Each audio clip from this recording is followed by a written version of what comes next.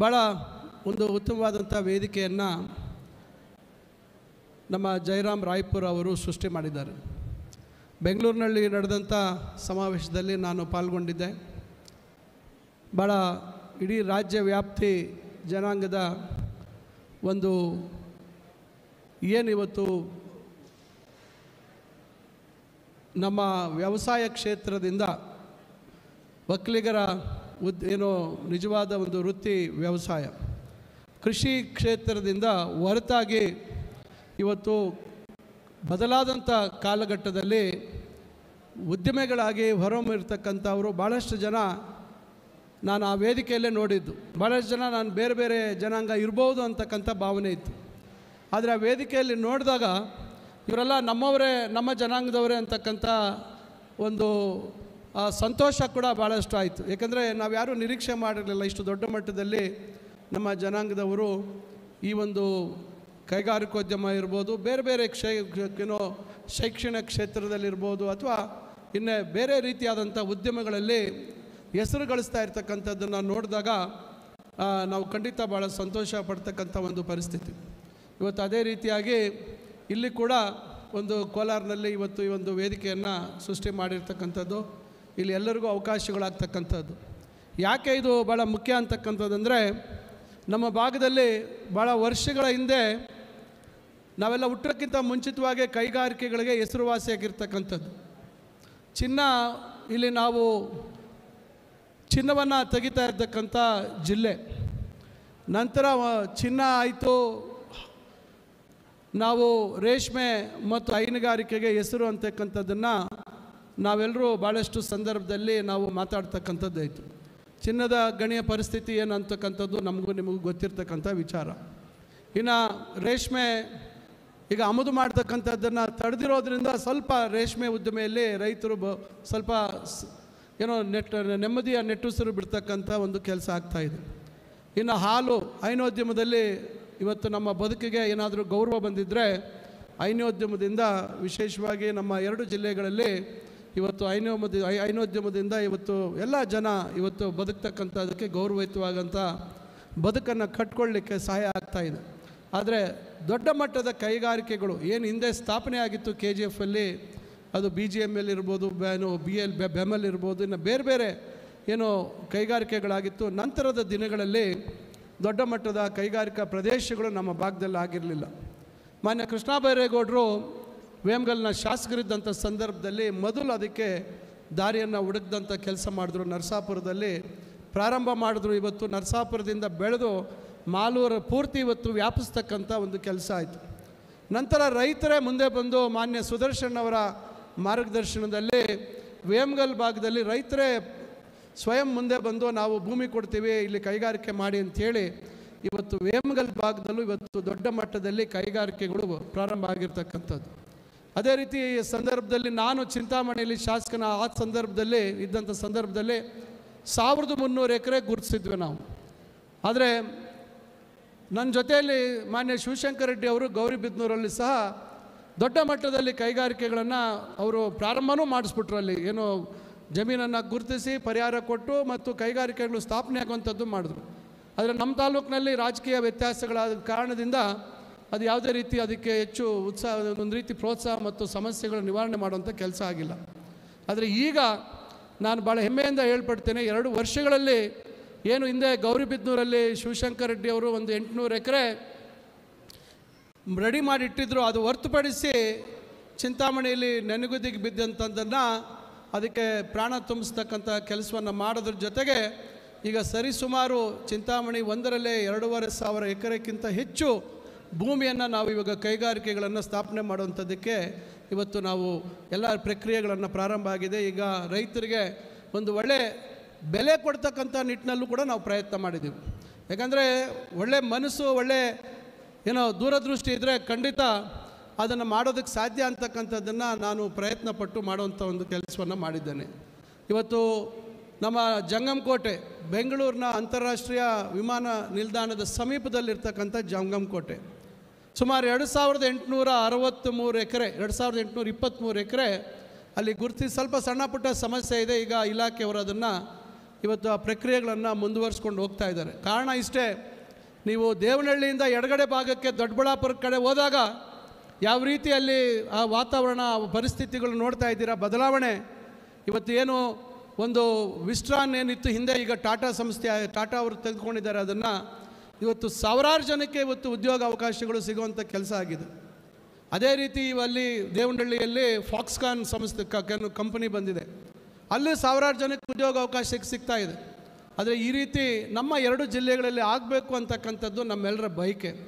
ಆ ಕಾರಣದಿಂದ ಅಲ್ಲಿ ಜೊತೆಗೆ ಬಾಗೇಪಲ್ಲಿಯಲ್ಲಿ ಈಗಾಗಲೇ 600 ಎಕರೆ ಜೊತೆಗೆ ಇನ್ನೊಂದು 500 ಎಕರೆ 1100 ಎಕರೆ ಬಾಗೇಪಲ್ಲಿಯಲ್ಲಿ ಗುರುತಿಸುವಂಥ ಕೆಲಸ ಆಗಿದೆ. ಮತ್ತೊಂದು 700-800 ಎಕರೆ ಹೆಚ್ಚುವರಿಯಾಗಿ ಗೌರಿಬಿದನೂರಲ್ಲಿ ನಾವು ಅಧಿಸೂಚನೆಯನ್ನು ಹೊರಡಿಸುವಂಥ ಸುಮಾರು 6000 ಎಕರೆಕ್ಕಿಂತ ಹೆಚ್ಚು ಪ್ರದೇಶ ಇವತ್ತು ನಮ್ಮ ಚಿಕ್ಕಬಳ್ಳಾಪುರ ಜಿಲ್ಲೆಯಲ್ಲಿ ನಾವು ಏನು ಇವತ್ತು ಕೈಗಾರಿಕೆಗಳಿಗೆ ನಿಗದಿ ಮಾಡುವಂಥ ಕೆಲಸ ಮಾಡಿದ್ದೆವು. ನಾನು ಯಾಕೆ ಇಲ್ಲಿ ಹೇಳ್ತಾ ಇದ್ದೀನಿ ಆ ವಿಚಾರ ಅಂದರೆ, ಇವತ್ತು ಈ ಕೃಷಿಯಲ್ಲಿ ಯಾವ ರೀತಿ ನಾವು ಬದುಕನ್ನು ಕಟ್ಕೊಳ್ಳಿಕ್ಕೆ ಸಾಧ್ಯ ಇದೆ. ನಮ್ಮಲ್ಲಿ ಭಾಳಷ್ಟು ಜನ ಪ್ರಗತಿಪರ ರೈತರಿದ್ದಾರೆ. ನಾನು ಆಗಲೇ ಮಾತಾಡ್ತಿದ್ದೆ ನಮ್ಮ ಗೋಪಾಲಕೃಷ್ಣನ ಜೊತೆಯಲ್ಲಿ. ನಮ್ಮದೇ ಮಾವು ನೆನ್ನೆ ಆಪ್ಕಾಮ್ಸ್ಗೆ ಹೋಗಿತ್ತು, ಭಾಳ ಚೆನ್ನಾಗಿತ್ತು ಅಂತ, ಮಾವು ಭಾಳ ಚೆನ್ನಾಗಿ ಬಂದಿದೆ ಅಂತ ಹೇಳ್ತಾಯಿದ್ರು. ಆದರೆ 3 ವರ್ಷದಿಂದ ಯಾವುದೇ ರೀತಿ ಮಾವಲ್ಲಿ ನಮಗೆ ಆದಾಯ ಇಲ್ದಿರಾಯಿತು, ಫಸಲಿಲ್ಲ. ಅದನ್ನು ನಾವು ಎಷ್ಟೇ ಅದಕ್ಕೆ ಮುತುವರ್ಜಿ ವಹಿಸಿ ಎಲ್ಲ ರೀತಿ ಏನು ಇಲಾಖೆಯವರ ಸಹಕಾರ, ಅವರ ಸಲಹೆಗಳನ್ನು ನಾವು ತಗೊಂಡಿದ್ರು, ನಮಗೆ ಒಂದು ರೀತಿ ಏನೋ ಮಾವು ಹಾಕಿದ್ದೀವಿ ಅಂತಕ್ಕಂಥದ್ದು ಬಿಟ್ಟರೆ ಅದರಿಂದ ಯಾವುದೇ ರೀತಿ ವರಮಾನ ಬರ್ತಕ್ಕಂಥ ಪರಿಸ್ಥಿತಿ ಇಲ್ಲ. ಈಗ ಆ ವಿಚಾರ ಬಂದಾಗ ಇವತ್ತು ಆಪ್ಕಾಮ್ಸ್ ಸಂಸ್ಥೆ ನಮಗೆಲ್ರಿಗೂ ಭಾಳ ವರ್ಷಗಳಿಂದ ಗೊತ್ತಿರ್ತಕ್ಕಂಥ ಸಂಸ್ಥೆ. ಅದು ಯಾವ ರೀತಿ ಪರಿಸ್ಥಿತಿ ಇತ್ತು, ಗೋಪಾಲಕೃಷ್ಣ ಅವರ ಅಣ್ಣವರ ಅಧ್ಯಕ್ಷರಾದಮೇಲೆ ನಮ್ಮ ಹತ್ರ ಬಂದು ಕೇಳಿದ್ರು, ಮುಖ್ಯಮಂತ್ರಿಗಳ ಜೊತೆ ಸಭೆ ಮಾಡಿಸಿ 15 ಕೋಟಿ ಅವರಿಗೆ ಒಂದು ಸಾಲದ ರೂಪದಲ್ಲಿ ಏನು ರೈತರಿಗೆ ಬಾಕಿ ಕೊಡುವಂಥದ್ದು ಮತ್ತೊಂದು ಇವೆಲ್ಲದಕ್ಕೂ ಸಹಕಾರಿ ಆಗಲಿ ಅಂತೇಳಿ ಅವರಿಗೆ ಕೊಡಿಸೋವಂಥ ಕೆಲಸವನ್ನು ನಾವು ಎಲ್ಲ ಸೇರಿ ನಾವು ಮುಖ್ಯಮಂತ್ರಿಗಳಿಗೆ ಮನವೊಲಿಸಿ ಆಪ್ಕಾಮ್ಸ್ ಉಳಿಸ್ಬೇಕು ಅಂತಕ್ಕಂಥ ಪ್ರಯತ್ನ ಮಾಡಿದ್ವಿ. ಯಾಕಂದರೆ ಇವೆಲ್ಲ ಈ ಭಾಗದ ರೈತರು ಗುಣಮಟ್ಟದ ಫಸಲನ್ನು ತೆಗೆದಾಗ ಅದಕ್ಕೆ ಖಾಸಗಿ ಮಾರುಕಟ್ಟೆಗಿಂತ ಒಳ್ಳೆಯ ಬೆಲೆಯನ್ನು ಕೊಡ್ತಕ್ಕಂಥ ಯಾವುದಾದ್ರೂ ಸಂಸ್ಥೆ ಇದ್ದರೆ ಅದು ಆಪ್ಕಾಮ್ಸ್. ಯಾಕಂದರೆ ನಾನು ನಿರಂತರವಾಗಿ 7-8 ವರ್ಷಗಳಿಂದ ನಾವು ಬೆಳೆದಂಥ ಮಾವನ್ನು ಆಪ್ಕಾಮ್ಸ್ ಸಂಸ್ಥೆಗೆ ಕೊಡುವಂಥ ಕೆಲಸವನ್ನು ಮಾಡ್ತಾಯಿದ್ದೇವೆ. ಈ ರೀತಿ ನಿರಂತರವಾಗಿ ರೈತರ ಮತ್ತು ವಿಶೇಷವಾಗಿ ಒಕ್ಕಲ್ತನ ಮಾಡ್ತಕ್ಕಂಥ ಈ ಸಮುದಾಯದವರಿಗೆ ಸಹಾಯ ಆಗಬೇಕು ಅಂತಕ್ಕಂಥ ನಿಟ್ಟಿನಲ್ಲಿ ಪ್ರಯತ್ನ ಮಾಡ್ತಾಯಿದ್ದೀವಿ. ಈಗಾಗಲೇ ರೇಷ್ಮೆಗೆ ಸಂಬಂಧಪಟ್ಟಂತೆ ಇನ್ನು ಮುಂದಿನ ತಿಂಗಳಲ್ಲಿ 200 ಕೋಟಿಗಳ ವೆಚ್ಚದಲ್ಲಿ ಹೈಟೆಕ್ ಸಿರಿಕಲ್ಚರ್ ಮಾರ್ಕೆಟು ಶಿಡ್ಲಘಟ್ಟದಲ್ಲಿ ಗುದ್ಲಿ ಪೂಜೆಯನ್ನು ಮಾಡುವಂಥ ಕೆಲಸವನ್ನು ನಾವು ಮಾಡ್ತಾಯಿದ್ದೀವಿ. ನಾವು ಆ ಭಾಗದಲ್ಲಿ ಬಿಡಿ ಹೂವನ್ನು ಬೆಳೀತಕ್ಕಂಥದ್ದು ಜಾಸ್ತಿ ಆಗಿದೆ ನಮ್ಮ ರೈತರೆಲ್ಲ. ಚಿಕ್ಕಬಳ್ಳಾಪುರದಲ್ಲಿ ಭಾಳ ದೊಡ್ಡ ಮಟ್ಟದಲ್ಲಿ ಬಿಡಿ ಹೂವಿಗೆ ಮಾರ್ಕೆಟೇ ನಡೀತಾ ಇದೆ. ಅದಕ್ಕೊಂದು ಸೂಕ್ತ ವ್ಯವಸ್ಥೆ ಮಾಡಬೇಕು ಅಂಥೇಳಿ ಒಂದು 20 ಎಕರೆ ಜಮೀನನ್ನು ಏನು ಅಲ್ಲಿ ಇವತ್ತು ಮದರ್ ಡೈರಿ ಇದೆ, ನಮ್ಮ ಮದರ್ ಡೈರಿಗೆ ಹೊಂದ್ಕೊಂಡಿರ್ತಕ್ಕಂಥ ಪ್ರದೇಶದಲ್ಲಿ ನಾವು ಇವತ್ತು ಅಲ್ಲಿ ಚೀಮೂಲ್ ಅಂತಾಗಿದೆ, Kolar milk ಯೂನಿಯನ್ನು Chikkaballapur milk union ಏನಿತ್ತು ಒಟ್ಟಿಗೆ ಈಗ ಅದು ಚಿಕ್ಕಬಳ್ಳಾಪುರ ಮಿಲ್ಕ್ ಯೂನಿಯನ್ ಆಗಿದೆ, ಚೀಮೂಲ್ ಅಂತ ಕರಿತೀವಿ. ಅದಕ್ಕೂ 9 ಎಕರೆ ಜಾಗ ಕೊಡಿಸಿದ್ದೀನಿ, ಅಲ್ಲೇ ನಾನು ಇತ್ತೀಚೆಗೆ ಮೊನ್ನೆ ಕೊಡಿಸಿದ್ದೀನಿ. ಈಗ ಅಲ್ಲಿ 20 ಎಕರೆಯಲ್ಲಿ ಒಂದು ಅಂತಾರಾಷ್ಟ್ರೀಯ ಹೂವಿನ ಮಾರುಕಟ್ಟೆಯನ್ನು ಮಾಡ್ತಕ್ಕಂಥ ಒಂದು ಕೆಲಸ ನಾವು ಮಾಡ್ತಾಯಿದ್ದೀವಿ. 141 ಕೋಟಿ ಒಂದು ವಿಸ್ತೃತವಾದಂಥ ಒಂದು ಯೋಜನೆಯನ್ನು ನಾವು ತಯಾರು ಮಾಡಿ ಮಾನ್ಯ ಮುಖ್ಯಮಂತ್ರಿಗಳು ಬಜೆಟಲ್ಲಿ ಅದನ್ನು PPP ಮಾಡಲ್ ಅಂತ ಘೋಷಣೆ ಮಾಡಿದರು. ಅದು ಆಗೋದಿಲ್ಲ ಅಂತ ಹೇಳಿದ್ದೀವಿ. ಅದನ್ನು ಪರಿವರ್ತನೆ ಮಾಡಿ ರಾಜ್ಯ ಸರ್ಕಾರದ ಅನುದಾನ ಮತ್ತು ನಬಾರ್ಡಲ್ಲಿ ಮಾಡೋಣ ಅಂತಕ್ಕಂಥ ಭರವಸೆ ಕೊಟ್ಟಿದ್ದಾರೆ. ಬಹುಶಃ ಸದ್ಯದಲ್ಲೇ ಅದರ ಬಗ್ಗೆ ಸಿಹಿ ಸುದ್ದಿಯನ್ನು ಕೊಡ್ತಕ್ಕಂಥ ಕೆಲಸವನ್ನು ಮಾಡ್ತೇವೆ. ಇವೆಲ್ಲ ನಾನು ಯಾಕೆ ಇಲ್ಲಿ ಹೇಳ್ತಾ ಇದ್ದೀನಿ ಅಂದರೆ, ಇವತ್ತು ಉದ್ದಿಮೆದಾರರ ಒಂದು ಸಮಾವೇಶದಲ್ಲಿ ಇಲ್ಲಿ ಮಾತಾಡ್ತಾ ಇದ್ದೀವಿ. ಇವತ್ತು ನಿರ್ದಿಷ್ಟವಾಗಿ ಒಂದು ಕೈಗಾರಿಕೆ ಅಥವಾ ವಾಣಿಜ್ಯ ಮತ್ತೊಂದು ಉದ್ದಿಮೆ ಅಲ್ಲ. ಇವತ್ತು ಹೈನೋದ್ಯಮನೂ ಒಂದು ದೊಡ್ಡ ಉದ್ದಿಮೆ. ಇವತ್ತು ನಮ್ಮ ಏನು ಇವತ್ತು ಹೂ ಬೆಳೀತಕ್ಕಂಥ ವ್ಯವಸ್ಥೆ ಅದನ್ನು ಅದಕ್ಕೊಂದು ವ್ಯವಸ್ಥಿತವಾದಂಥ ಮಾರುಕಟ್ಟೆ ಮತ್ತೊಂದು ಕೊಟ್ಟರೆ ಅದು ಒಂದು ದೊಡ್ಡ ಉದ್ದಿಮೆ. ಇವತ್ತು ಪ್ರತಿಯೊಂದು ಉದ್ದಿಮೆ ಆಗಿರ್ತಕ್ಕಂಥ ಸಂದರ್ಭದಲ್ಲಿ ಇದರ ಲಾಭ ನಾವು ಒಕ್ಕಲ್ತನ ಮಾಡ್ತಕ್ಕಂಥದ್ದು ಭೂಮಿಯನ್ನು ನಾವು ಇವತ್ತು ಇಟ್ಕೊಂಡಿದ್ದೀವಿ. ಕೈಗಾರಿಕೆ ಮಾಡಿದಂಥ ಸಂದರ್ಭದಲ್ಲಿ ಎಲ್ಲ ಜಾತಿ ವರ್ಗದ ಜನರ ಭೂಮಿ ಹೋಗುತ್ತೆ, ಒಕ್ಕಲಿಗರದು ಹೋಗುತ್ತೆ, ಬೇರೆ ವರ್ಗದ ಜನರ ಭೂಮಿನೂ ಹೋಗುತ್ತೆ. ಅದಕ್ಕೆ ನಾವು ಇದರ ಸದುಪಯೋಗ ಪಡ್ಕೋಬೇಕಾಗತ್ತೆ. ನಾವು ನಮ್ಮಲ್ಲಿರ್ತಕ್ಕಂಥ ವಿದ್ಯಾಭ್ಯಾಸವನ್ನು ಬಳಸ್ಕೊಂಡು ವಿದ್ಯಾವಂತ ನಮ್ಮ ಮಕ್ಕಳಿಗೆ ಹೆಚ್ಚು ಪ್ರೋತ್ಸಾಹ ಕೊಡ್ತಕ್ಕಂಥ ಒಂದು ಪ್ರಯತ್ನ ಮಾಡಿ ಅವರನ್ನು ಕೂಡ ಒಂದು ಉದ್ದಿಮೆದಾರರನ್ನು ಆಗ್ತಕ್ಕಂಥ ರೀತಿಯಲ್ಲಿ ನಾವು ಪ್ರಯತ್ನಗಳನ್ನು ಮಾಡಿ ಸಮಾಜ ಇವತ್ತು ಮುಂದೆ ಬರ್ತಕ್ಕಂಥ ನಿಟ್ಟಿನಲ್ಲಿ ಇವತ್ತು ಸಮಾಜದಲ್ಲಿ ಇವತ್ತು ದೊಡ್ಡ ಮಟ್ಟದಲ್ಲಿ ಅಂತರ ಇದೆ. ನಮ್ಮಲ್ಲೂ ಕೂಡ ಇವತ್ತು ದೊಡ್ಡ ಮಟ್ಟದಲ್ಲಿ ಏನು ಬಡತನದಲ್ಲಿ ಇರ್ತಕ್ಕಂಥ ಭಾಳಷ್ಟು ಜನ ಇವತ್ತು ನಮ್ಮ ಮುಂದೆ ಇದ್ದಾರೆ. ನಾವು ದೊಡ್ಡ ಸಂಖ್ಯೆಯಲ್ಲೇ ನಾವು ಇವತ್ತು ಬಡವರು ನಮ್ಮ ಜನಸಂಖ್ಯೆ ನಮ್ಮ ಸಮುದಾಯದಲ್ಲಿದ್ದಾರೆ. ಅದರಿಂದ ಇವೆಲ್ಲ ಏನು ವ್ಯವಸ್ಥೆಗಳನ್ನು ಅವಕಾಶಗಳನ್ನು ನಮ್ಮ ಒಕ್ಕಲಿಗ ಸಮುದಾಯದವರು ಬಳಸ್ಕೋಬೇಕು ಅಂತಕ್ಕಂಥ ಮಾತನ್ನು ಈ ಸಂದರ್ಭದಲ್ಲಿ ಹೇಳ್ತಾ ಇದ್ದೇನೆ. ನಾನು ಈಗಾಗಲೇ ತಮಗೆ ಗೊತ್ತಿದೆ, ಮಾವು ಯಾವ ರೀತಿ ಶ್ರೀನಿವಾಸಪುರದಲ್ಲಿ ಇವತ್ತು ಬೆಲೆ ಕುಸಿದೋಗಿದೆ. ಇದ್ರ ಬಗ್ಗೆ ನಾನೇ ಮುಖ್ಯಮಂತ್ರಿಗಳ ಸಮ್ಮುಖದಲ್ಲಿ ಗೌರಿಬಿದನೂರಿನಲ್ಲಿ ಪ್ರಸ್ತಾಪ ಮಾಡಿ ಈ ರೀತಿ ಆಂಧ್ರದ ಅವರ ಸರ್ಕಾರ ಏನು ಕೊಟ್ಟಿದೆ ಪರಿಹಾರ ಯಾವ ರೀತಿ ಕೊಟ್ಟಿದೆ ಅಂತಕ್ಕಂಥದ್ದು ಈಗ ಮೊನ್ನೆ ಕೂಡ ಸಂಪುಟದ ಸಭೆಯಲ್ಲಿ ಚರ್ಚೆ ಆಗಿ ಇವತ್ತು ಕೇಂದ್ರ ಸರ್ಕಾರ ಅವರು ತೀರ್ಮಾನ ಕೊಡದೇ ಇದ್ದ ಪಕ್ಷದಲ್ಲಿ ರಾಜ್ಯ ಸರ್ಕಾರ ಇದಕ್ಕೆ ನಾವು ಬದ್ಧವಾಗಿದ್ದೀವಿ ಅಂತಕ್ಕಂಥ ತೀರ್ಮಾನ ಆಗಿದೆ. ನಾವೆಷ್ಟೇ ಈಗ ಹೊಸ ಜಿಲ್ಲೆ ಆಗಿದ್ದರೂ ಈಗ 2007ರಲ್ಲಿ ನಾವು ಬೇರ್ಪಟ್ವಿ. ಆದರೂ ಎಲ್ಲೋ ಒಂದು ಕಡೆ ಕೋಲಾರ ಅಂತ ಹೇಳಿದ್ರೆ ನಮ್ಮ ಜಿಲ್ಲೆ ನಮ್ಮ ಅಭಿಮಾನ ಯಾವತ್ತೂ ಕಮ್ಮಿ ಆಗಿಲ್ಲ. ಈಗ ಬಹುಶಃ ಚರಿತ್ರೆಯಲ್ಲೇ ಯಾರೂ ಆ ರೀತಿ ಮಾಡಿದಂಥ ರೀತಿಯಲ್ಲಿ ಇವತ್ತು ಕೋಲಾರನ 2 ಕಾಲೇಜುಗಳು ಡಿಗ್ರಿ ಕಾಲೇಜು ಇವತ್ತು ಭಾಳ ವಿಸ್ತೃತವಾದಂಥ ಯೋಜನೆಯನ್ನು ತಯಾರು ಮಾಡಿದ್ದೀವಿ.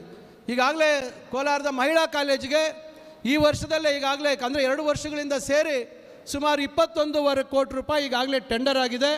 ಒಂದು ವಿಸ್ತೃತವಾದಂಥ ಯೋಜನೆಯನ್ನು ನಾವು ಈಗ ಸದ್ಯದಲ್ಲೇ ಬಂದು ಭೂಮಿ ಪೂಜೆಯನ್ನು ನಾನು ಮಾಡಲಿದ್ದೇನೆ. ಇದರ ಜೊತೆಯಲ್ಲೇ ಬಾಯ್ಸ್ ಕಾಲೇಜು, ಯಾಕೆಂದರೆ ಭಾಳಷ್ಟು ಅವೈಜ್ಞಾನಿಕವಾಗಿ ಒಳಗಡೆ ಕಟ್ಟಡ ಕಟ್ಬಿಟ್ಟಿದ್ದಾರೆ. ಅಲ್ಲಿ ಒಂದು ಚೂರು ಜಾಗ ಇಲ್ಲ. ಯಾವ ಕಟ್ಟಡನೂ ಮೇಲೆ 1ನೇ ಅಂತಸ್ತು ಮೇಲೆ ನಾವು ಕಟ್ಟಲಿಕ್ಕೆ ಸಾಧ್ಯ ಇಲ್ಲ. ಇವೆಲ್ಲ ಸಮಸ್ಯೆಗಳನ್ನು ಮನಗಂಡು ಏನು ಮುಂದ್ಗಡೆ ಏನು ನಾನು 2004ರಲ್ಲಿ ಪ್ರಪ್ರಥಮವಾಗಿ ರಾಜಕಾರಣಕ್ಕೆ ಬಂದಾಗ ನಮ್ಮ ಚುನಾವಣೆ ಫಲಿತಾಂಶ ಅಲ್ಲೇ ಎಣಿಕೆ ಆಗಿದ್ದು ಘೋಷಣೆ ಆಗಿದ್ದು ಅದನ್ನು ನೋಡಿದ್ದೀನಿ. ಅದನ್ನು ಯಾವುದನ್ನು ಬಳಸ್ತಾ ಇಲ್ಲ. ಈಗ ಅದನ್ನು ತೆಗೆದು ಒಂದು 40 ಕೋಟಿ ರೂಪಾಯಿನ ಒಂದು ವಿಸ್ತೃತ ಯೋಜನೆಯನ್ನು ಒಂದು ಒಳ್ಳೆ ಒಂದು ವಿನ್ಯಾಸವನ್ನು ಮಾಡಿಸಿದ್ದೇನೆ. ವುಮೆನ್ಸ್ ಕಾಲೇಜ್ಗೂ ಇವತ್ತು 40 ಕೋಟಿ ಬೇಕು, ಬಾಯ್ಸ್ ಕಾಲೇಜ್ಗೂ 40 ಕೋಟಿ ಬೇಕು. ಸದ್ಯದಲ್ಲೇ ನಿಮಗೆ ಸಿಹಿ ಸುದ್ದಿ ಕೊಡ್ತೀನಿ ಅಂತಕ್ಕಂಥ ಮಾತನ್ನು ಸೂಚ್ಯವಾಗಿ ನಾನು ಈ ಸಂದರ್ಭದಲ್ಲಿ ಹೇಳ್ತೇನೆ. ಬಹುಶಃ ಎಲ್ಲೂ ಇಷ್ಟು ದೊಡ್ಡ ಮಟ್ಟದಲ್ಲಿ ಮಾಡಿಲ್ಲ. ಅದರಿಂದ ಇವತ್ತು ನಮ್ಮ ಋಣವನ್ನು ತೀರಿಸ್ಕೊಳ್ತಕ್ಕಂಥ ಇವತ್ತು ತಮ್ಮೆಲ್ಲರ 2 ಜಿಲ್ಲೆ ಜನರ ಆಶೀರ್ವಾದ ಇವತ್ತು ನಮ್ಮ ಮೇಲಿದೆ.